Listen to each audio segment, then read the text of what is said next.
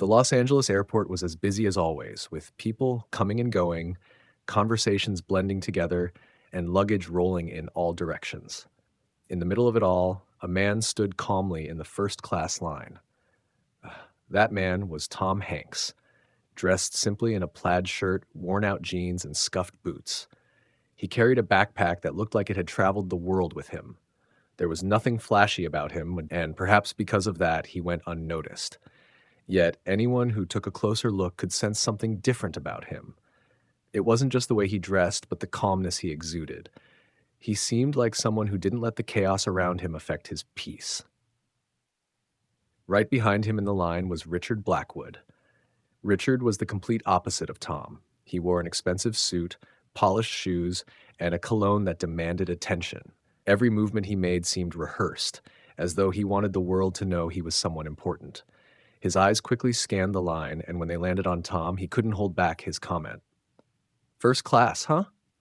Richard said with an ironic smile. "You never know who might show up here these days." Tom turned his head and looked at Richard, keeping his expression calm. "Yeah, the world is full of surprises," he replied. Richard frowned, expecting a bigger reaction. He decided to push further. "Look, nothing personal, but you don't seem like the type who flies like this," he said, chuckling softly. "It's rare to see someone so casual in first class." The moment to board had arrived and the first class line began moving forward. Tom and Richard, without exchanging any more words, followed with their tickets in hand. Richard walked with firm, confident strides, while Tom seemed oblivious to the commotion around him, walking at the same calm pace as before. As they settled into their seats, Richard couldn't help but comment again. "So what do you do for a living?" he asked, trying to hide his discomfort. Tom, who was adjusting his backpack under the seat in front of him, looked up and answered simply, "I work in film." Richard raised his eyebrows. "Oh, I see. Commercial small-time stuff?" Tom gave a slight smile and shook his head. "Something like that." Richard laughed. "I've always found it interesting how people try to find their place, but sometimes certain spaces just aren't meant for everyone, like first class, for instance." As the flight attendant moved through first class offering drinks, Richard made sure to be noticed. "A glass of champagne, please," he said with a confident smile. "Something that matches the exclusivity of this seat." The flight attendant, accustomed to demanding passengers, nodded with a professional smile. When it was Tom's turn, he made a simple request. "Just water, please." Richard didn't miss the opportunity to comment. He looked at Tom with that same air of superiority and let out a chuckle. "Water? Don't tell me you're going to waste the experience of flying first class with water." Tom took the bottle the flight attendant handed him and replied calmly, "I'm fine with this. Sometimes simplicity is enough." Richard narrowed his eyes as if trying to decipher the answer, but quickly decided to push back. "Yeah, I guess that works for people who settle for less. Not everyone is born to enjoy the best life has to offer." Tom raised the bottle and took a small sip, not responding immediately. Other passengers began to notice Richard's provocative tone, but since Tom appeared unbothered, no one intervened. "Maybe the best is different for everyone," Tom finally said with the same calmness as always. Richard didn't like the answer. He took a deep breath, trying to maintain control of the conversation. "Or maybe people who say that just never had access to what really matters. Some things are beyond the reach of certain people, you know." The flight attendant, who was serving another passenger, cast a discreet glance in their direction as if considering stepping in, but noticed Tom was handling the situation well. "Well," Tom responded with nothing more than a slight smile, turning back to look out the window. Richard, on the other hand, didn't seem satisfied. He wanted to provoke more, but was beginning to realize that Tom was a difficult opponent to rattle. Richard was convinced he was winning the dispute, but for the passengers around them, his arrogance was becoming increasingly uncomfortable. While Tom remained calm, Richard was about to face a reality that would completely change his views on people. The flight attendant returned to the section of the cabin where Tom and Richard were seated. As she served another round of drinks, Richard decided to continue the conversation, or rather his string of provocations. "You know, life is like flying first class," he began, gesturing with his champagne glass. "You work hard, earn your spot, and then you get to enjoy it. But some people, well, it seems like they're only here because they got lucky. Tom placed his water bottle on the seat tray and finally turned to face Richard. His gaze was calm, but there was something different in it now, as if he was ready to respond more directly. Luck or hard work, we all end up in the same place when the flight lands, don't we? Tom said, his tone serene but firm. The passengers around them, who had previously been discreetly observing, began to pay closer attention. The cabin was almost uncomfortably silent. A few exchanged glances, noticing the subtle clash between the two. Richard smiled clearly, trying to hide that the response had hit him in some way. Well, I wouldn't say that. Some of us are simply on a higher level. Not everyone understands the value of being here. Tom leaned forward slightly, crossing his arms. I think the value of being here isn't about what you have, but how you treat others. The phrase hung in the air like an undeniable truth. Some passengers nodded slightly while others exchanged approving glances. Richard, on the other hand, seemed uncomfortable. He tried to laugh it off, but his nervousness was starting to show. That's a good one. First-class self-help philosophy. Maybe you should consider giving motivational talks, he said, trying to keep his tone sarcastic. Tom simply gave a short smile and turned back to face forward, ending the conversation without saying anything more. His calmness seemed to speak louder than any words. The passengers around them began to react subtly, some whispering to one another, while others looked at Richard with disapproving expressions. A couple sitting a few rows behind, who appeared to have recognized Tom, remained silent, clearly admiring the way he handled the situation. Richard, meanwhile, began to notice he was being watched and not in a positive way. His posture, once so confident, began to shift slightly, but he still wasn't ready to admit he had lost control. Richard thought he was winning the dispute, but the reactions around him told a different story. He didn't yet know that what was coming next would make him question everything he believed about status, power, and respect. As the flight attendant passed by collecting empty glasses, Richard seemed determined to win the debate he had started. You know what's funny? Richard continued. People who have nothing to show for themselves always talk about things like humility and simplicity. Ever notice that?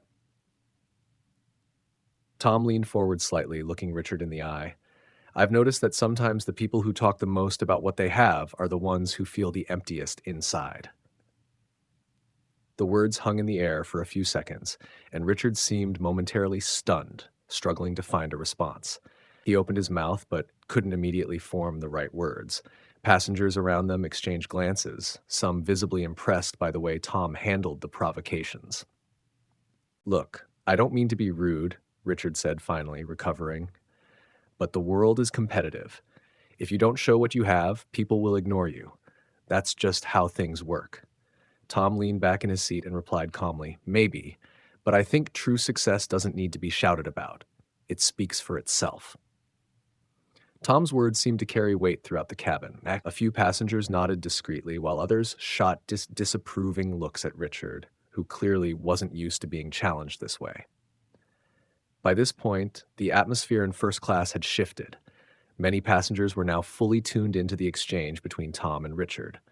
An older man sitting nearby turned to observe more closely, shaking his head as if to express disapproval of Richard's behavior. Richard, aware of the stares, tried to hide his irritation, but instead of backing down, he threw out another jab.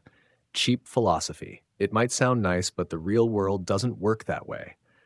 Tom looked at him, still maintaining the same tranquil expression. The real world is made by people, Richard, and in the end, how we treat others says more about who we are than anything else. Richard was visibly uncomfortable with the response. He glanced around, noticing that the passengers' attention was no longer in his favor. Some whispered among themselves while others stared directly at him, their expressions ranging from curiosity to disapproval. Richard was beginning to realize that his strategy of dominance wasn't working. He thought he had the upper hand, but the impact of Tom's words was changing the perception of the passengers and perhaps even his own. The tension in the cabin was palpable. Richard crossed his arms, trying to mask the discomfort caused by Tom's words, but his irritation was starting to show. Tom, however, seemed unaffected by the atmosphere. He turned directly to Richard and broke the silence with a calm tone. You know, Richard, I understand what you're saying. The world can be very competitive, but I've learned that sometimes the need to prove something to others comes from something deeper, an insecurity, an inner struggle. Richard furrowed his brow, unsure whether this was a provocation or a genuine attempted conversation. Inner struggle? He said, laughing. I don't know where you got that idea, but you couldn't be more wrong. Tom gave a slight smile and shook his head. Maybe, but I've met many people who thought success was all about what others could see. Deep down, they were just trying to feel something missing inside them. The words hit Richard in an unexpected way. He fell silent for a moment, fiddling with the wedding band on his finger almost absent-mindedly, but he quickly recovered his defensive tone. That's not me. Everything I've achieved, I worked hard for, and I don't need anyone telling me how to live my life. Tom remained calm, as if carefully choosing his next words. He observed Richard for a few seconds before continuing. I'm not saying you didn't work hard. I just think that sometimes we get so caught up in the idea of showing off what we've achieved that we forget to look inward. Who are we without all of this? Richard pressed his lips together, visibly uncomfortable. The question seemed to echo in his mind, but he wasn't ready to admit that it struck a chord. Who are we? He replied with a cynical laugh. We're what we build. Without it, we're nothing. Tom held his gaze, his expression now more serious. I disagree. I think we're defined by what we do for others, not by what we accumulate. And in the end, the things we show the world matter less than what we carry inside. He pointed to his chest, and his words resonated throughout the cabin. Some passengers nodded subtly, while Richard appeared to struggle to maintain his composure. That's easy for you to say, Richard said, almost rising from his seat. You don't know anything about me. You don't know what I've been through to get here. Tom responded firmly, but without raising his voice. You're right. I don't know your story, but I don't think I need to know it to see that sometimes when someone feels the need to shout about what they've achieved, it's because they're trying to hide something: fear, insecurity, loneliness. The statement hit like a brick. Richard froze, his face flushed with anger and perhaps shame. He clenched his fists, clearly struggling to contain an outburst.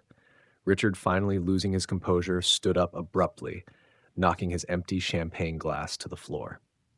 You think you're better than me? He shouted, drawing the attention of everyone in the cabin. Sitting there with your clever little phrases, acting like you know everything about life, but you don't know a thing about what it's like to live in the real world. The passengers fell silent, shocked by Richard's outburst. The flight attendant quickly approached, trying to defuse the situation. Tom remained seated, looking at Richard calmly. He waited for the man to finish speaking before responding. I don't think I'm better than you, he said with a tone that was firm yet gentle. I just think that sometimes we need to stop and think about what really matters. And Richard, you don't have to prove anything to anyone.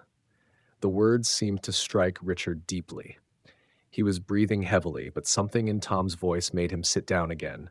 He averted his gaze, looking more defeated than angry.